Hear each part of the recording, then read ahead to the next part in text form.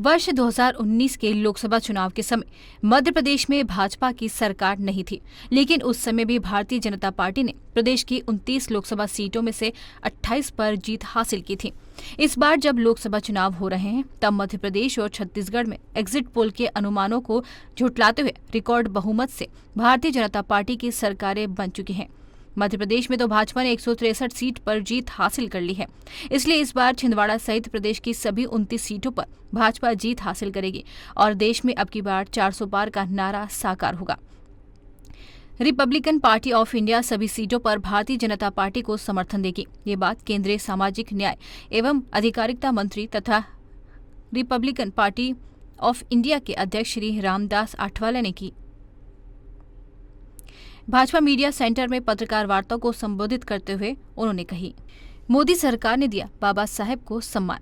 केंद्रीय मंत्री श्री रामदास आठवले ने कहा कि मध्य प्रदेश बाबा साहब डॉक्टर भीमराव अंबेडकर की जन्मस्थली है।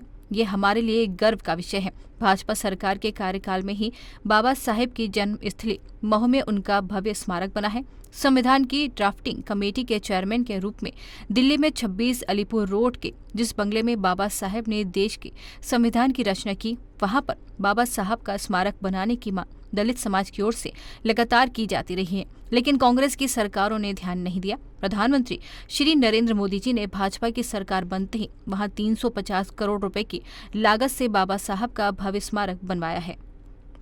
श्री नरेंद्र मोदी जी के प्रधानमंत्री बनने के बाद महाराष्ट्र सरकार के तत्कालीन मुख्यमंत्री श्री देवेंद्र फडणवीस सरकार ने लंदन के उस घर को खरीद लिया है। 1922-23 में भी जहां रहकर बाबा साहब ने पढ़ाई की थी, वहां भी बाबा साहब का स्मारक बन रहा है। श्री आठवले ने कहा कि कांग्रेस की सरकार ने तो बाबा साहब के अंतिम संस्कार के लिए दिल्ली में जमीन तक नहीं दी थी, इसलिए उनका अंतिम संस्कार मुंबई के दादर के चैतन्य भूमि पर किया गया था। यहाँ पर हर साल बाबा साहेब के जन्म दिवस और परिनिर्माण दिवस पर लाखों लोग आते हैं, जिसे देखते हुए ये स्थान काफी छोटा पड़ता है। श्री नरेंद्र मोदी जी के प्रधानमंत्री बनने के बाद पास में स्थित मिल की जमीन का अधिग्रहण किया गया और अब यहाँ पर बाबा का 350 फीट ऊंचा भव्य स्टेचू बन रहा है। 29 सीटों में से 28 सीटें 28 सीटें बीजेपी ने जीत ली थी। अभी तो सरकार अपनी बहुमत से चुनकर आई है।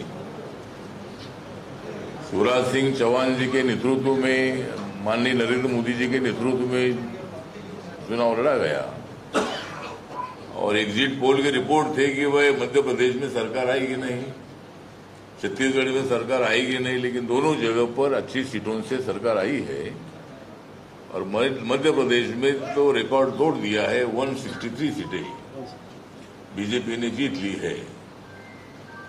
तो अभी छिंदवाड़ा की जो सीट है, वो सीट जो माननीय कमलनाथ जी की है, लेकिन इस वक्त मुझे पूरा विश्वास है कि 29 की 29 सीटें बीजेपी जीतेगी और नरेंद्र मोदी जी का जो 400 पार का नारा है, नरेंद्र मोदी जी का है 400 पार का नारा, इसीलिए हम सब लोग जगा रहे भारत सारा।